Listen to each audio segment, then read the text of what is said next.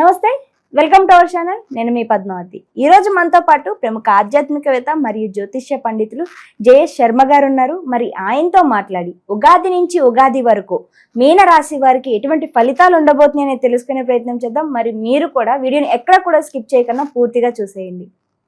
నమస్కారం గురువు గారు. నమస్కారం అమ్మా. గురువు గారు, ప్రస్తుతం మనకి ఉగాది నుంచి నూతన సంవత్సరం అయితే రాబోతుంది సార్. విశ్వావసు నామ సంవత్సరం సందర్భంగా మీనరాశి వారికి ఎటువంటి ఫలితాలు రాబోతున్నాయి, మరి ముఖ్యంగా వీరికి ఆర్థిక పరంగా కావచ్చు లేకుంటే ఆరోగ్య పరంగా కావచ్చు ఎటువంటి ఫలితాలు ఉండబోతున్నాయి అంటారు? శ్రీ గురుభ్యో నమః. శ్రీ మహాగణాధిపతే నమః. శ్రీ మహాసరస్వతి నమః. హరి ఓం. శ్రీమాత్రే నమః. కామాక్షిదేవి నమః. మా ప్రేక్షకులందరికీ విశ్వావసునామ సంవత్సరం శుభాకాంక్షలు. మనకు ఈ విశ్వావసునామ సంవత్సరంలో మీన రాశి యొక్క ఫలితాలు చూస్తే మొదటిగా మనం పూర్వభాద్ర నక్షత్రము 4వ పాదం దానిలో ఉంటుంది.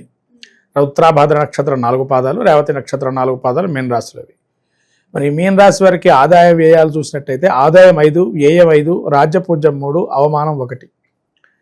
ఇక్కడ ప్రధానంగా తెలుసుకోవాల్సిన గ్రహస్థితి కూడా ఏంటయ్యా వీళ్ళది అని అంటే, మీన రాశికి ప్రస్తుత కాలము ఈ ఉగాది సమయంలో జన్మంలో శని సంచారం చేస్తున్నారు. అట్లనే జన్మంలో రవి, బుధ, శుక్ర, తర్వాత రాహు ఈ యొక్క గ్రహాలన్నీ కూడా ఉన్నాయి. వీళ్ళకి గురువు 3లో ఉన్నారు, కుజుడు 4లో, అలాగే వీరికి కేతు వచ్చేసి 7లో ఉన్నారు, సంచారం చేస్తున్నారు. చంద్రుడు కూడా వీళ్ళకి దీనిలోనే ఉన్నారు, ఉగాదిలో మీనంలోనే ఉన్నారు. మొత్తం మీద మరి మీన రాశి వారికి స్థితి చూస్తే మనం గ్రహస్థితి చెప్పుకున్నాము. ఆదాయం వ్యయాలు చూస్తే ఆదాయం 5, వ్యయం 5 ఉంది. ఇక్కడ రాజ్యపూజ్యం 3, అవమానం 1. మరి ఇలా రకమైనటువంటి పరిస్థితిని చూసినట్టయితే ఇక్కడ ఆదాయ వ్యయాల గురించి మనం చెప్పుకున్నట్లయితే ఆదాయం ఎంత ఉందో వ్యయం కూడా అంతే ఉంది. కాబట్టి రాబడి ఉంటుంది కానీ ఖర్చు కూడా అదే విధంగా ఉంది. అంటే వీళ్ళు చేయదలుచుకోకుండా కొన్ని ఖర్చు పెడతాం, కొన్ని ఏమో వద్దనుకున్నా కూడా ఖర్చు చేయాల్సిన పరిస్థితి రావటం. ఇది మీన రాశి వారి యొక్క పరిస్థితి. అంటే ఏంటంటే సంపాదిస్తున్నారు, వద్దనుకుంటారు ఖర్చుని, కానీ అనుకోకుండా దాన్ని పెట్టవలసి వచ్చిన పరిస్థితి వస్తుంది అక్కడ. తద్వారా ఈ యొక్క ఆదాయ వ్యయాల్లో వచ్చిన అమౌంట్ అలానే వెళ్ళిపోవడంతో కొన్ని ఇబ్బంది పడటం అనేది మనకు కనబడుతుంది. కాబట్టి ధనం అనేది వీళ్ళకి నీళ్ళలాగా ఖర్చు అవుతూ ఉంటుంది. దాన్ని కంట్రోల్ చేద్దామని ప్రయత్నం చేసినా ఏదో విధంగా ఆ ఖర్చు అనేది జరుగుతూ ఉంటుంది. ఇది యొక్క ఉగాదిలో వీళ్ళకి ముఖ్యంగా ఆదాయ వనరులు, వ్యయ వనరులు చూస్తే ఈ విధంగా ఉన్నాయి. రాజ్యపూజ్యం, అవమానం చూస్తే కనుక మిమ్మల్ని పొగిడేవారు 3 ఉంటారు. ఎందుకంటే ఇప్పుడు డబ్బులు వచ్చాయి, ఖర్చు కూడా అధికంగా పెడుతున్నారు. అంటే అధికంగా పెట్టడం అంటే వీళ్ళు కొన్ని అక్కడ పరిస్థితులను చూసి, ఇప్పుడు ఎవరైనా ఒకళ్ళు ఉన్నారు, ఉదాహరణకు ఒక ఫ్రెండ్ ఉంటాడు, ఏమయ్యా మాకు పార్టీ ఇవ్వ, పలానా చోట నువ్వు ఇక్కడ గెలిచావనో లేదనా పలానా తీసుకున్నావు కదా అని జనరల్గా అడుగుతారు. వీళ్ళు ఏంటంటే వాళ్ళ యొక్క స్థితిని చూపించుకోవడానికి ఎంపటే పార్టీ ఇచ్చేస్తా అంటారు. దాని ద్వారా ఏంటంటే అనవసరంగా అది ఖర్చు. అంటే వాళ్ళు ఏదో జనరల్గా అడిగినా కూడా వీళ్ళు సీరియస్గా తీసుకుంటారు. అంటే వీళ్ళు అడిగిన వాళ్ళు ఎట్లా ఉండొచ్చు, లేదా వీళ్ళు అనుకోవడం కూడా అంత అడిగినప్పుడు మనం ఇవ్వకపోవటం ఏంది, అంత సీరియస్నెస్ తీసేసుకొని ఆదాయాన్ని ఖర్చు పెట్టేస్తారు. అలా తెలియకుండా అయ్యో ఇచ్చేసామే, ఖర్చు అయిపోయిందే అని ఒక భావంలో ఉంటారు. అలా సీరియస్నెస్గా కొన్ని ఖర్చు పెట్టడం, కొన్ని అనవసరంగా కూడా వీళ్ళు కొన్ని పదార్థాలు కొనుక్కుంటారు కానీ వాడరు, అట్లా పడేస్తారు. అవి గృహోపకరణాలు కావచ్చు, వస్తువులు కావచ్చు, లేదా ఇంట్లో వీళ్ళు వాడుకునే చిన్న చిన్న వస్తువులు అవి మనకు అవసరం పడతాయి. వీళ్ళ అంత సమయమే ఉండదు ఫస్ట్. ఎందుకంటే వీళ్ళ హడావుడి జీవితంలో వీళ్ళకు ఉండే పరిస్థితి 7.5 శని కూడా ఉన్నది వీళ్ళకి. కాబట్టి అటువంటి పరిస్థితుల్లో వీళ్ళు ఇంత హడావుడిలో అవి కొంటారు కానీ వాడిని వాడకం చేయరు. అలా వృధా ఖర్చు అనేది ఉంది.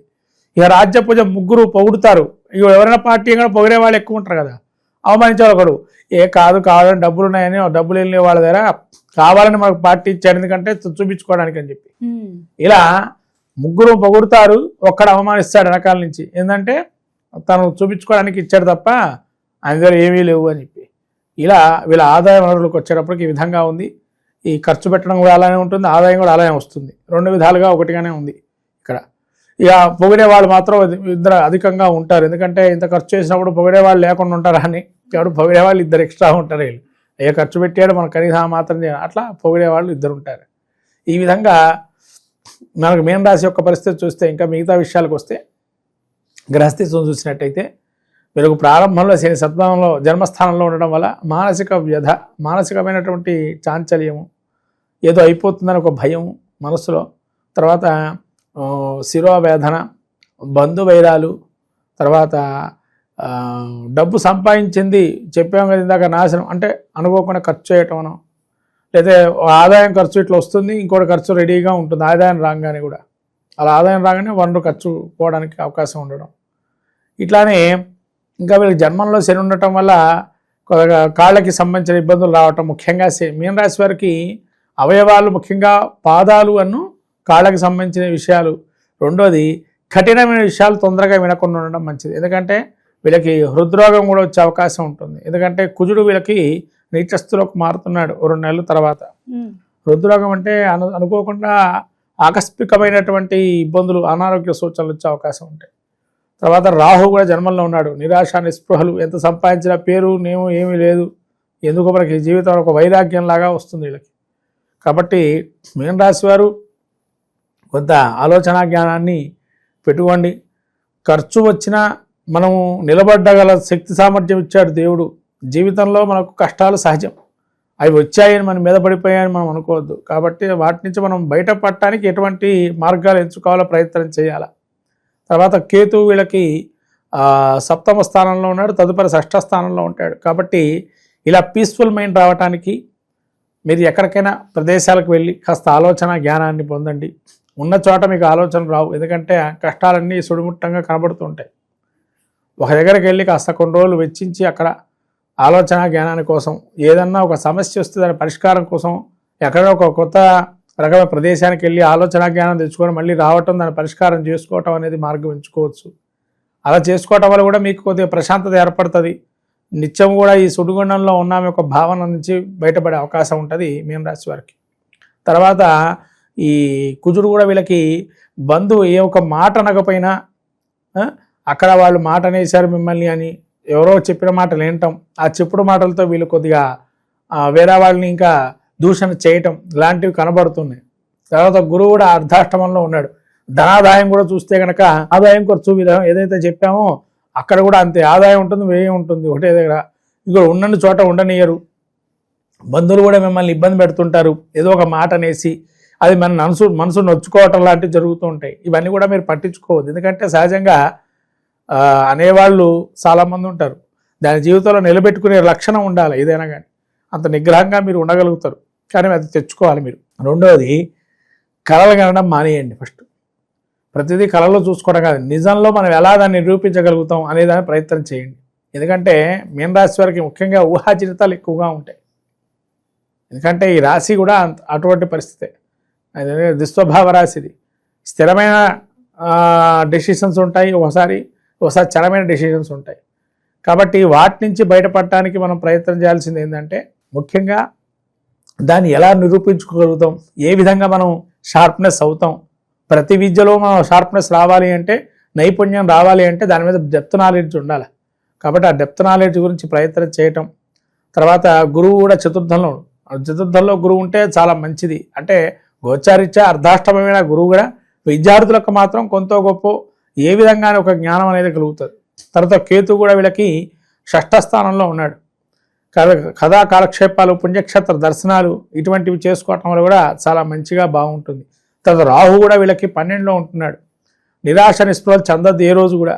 అయ్యో మనకి రాలేదు అనుకోవచ్చు, రాబోయే రోజులు మనమే అనుకుని ప్రయత్నం చేయండి, ఖచ్చితంగా మీదే గెలుపు. కాకపోతే కొంతకాలం వేచి ఉండాలి. అంటే టైం గురించి అందరూ కూడా కాలం గురించి వేచి ఉండాలి, కాబట్టి వేచి ఉండండి. మొత్తం మీద మీన రాశి వారికి ఈ యొక్క సంవత్సరం పెద్దగా ఇబ్బందికరంగానే ఉంది. ఆదాయం వనరులు ఎన్నో ఉన్నా కానీ రావడం పోవడం జరుగుతుంది. మీ మీద కొద్దిగా భారం పడకుండా ఉంటుంది, అది మాత్రం ఖాయంగా చెప్పచ్చు. కాబట్టి టెన్షన్ పడకండి, వచ్చే వనరులు వస్తుంటాయి, పోయేవి పోతుంటాయి.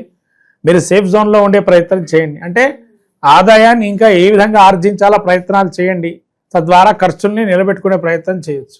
కాబట్టి ఇది ఆలోచన చేయాలి.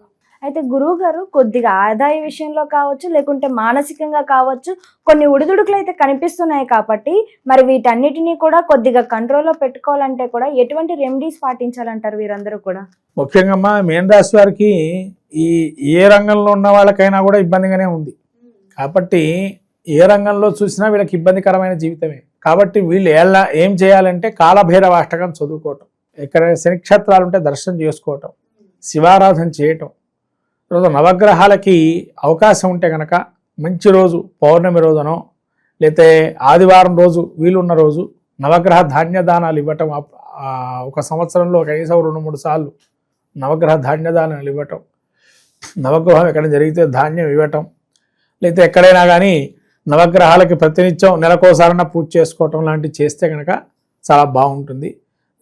వీళ్ళు ఇంకా మంచి ఫలితాలు పొందాలి అనుకున్నప్పుడు ఈ పాశుపతాస్త్రాల్లో అఘోర పాశుపతం ఏదైతే ఉంటుందో అఘోర పాశుపతం అనేది చేసుకోవటం వల్ల, హోమం చేసుకోవటం వల్ల మంచి ఫలితాలు ఉంటాయి. ఈ అఘోర పాశుపతం చేయటం వల్ల మనకు చాలా వరకు అడ్డంకుల నుంచే బయటపడతాం ఈ యొక్క మీన రాశి వారికి. చాలా చక్కగా వివరించారు గురువు గారు. అయితే ఉగాది నుంచి ఉగాది వరకు చూసుకున్నట్టయితే మీనరాశి వరకు ఎటువంటి ఫలితాలు ఉండబోతున్నాయితో పాటు ఎటువంటి రెమెడీస్ పాటించాలో కూడా చాలా చక్కగా వివరించారు. ధన్యవాదాలు గురువు. నమస్కారం.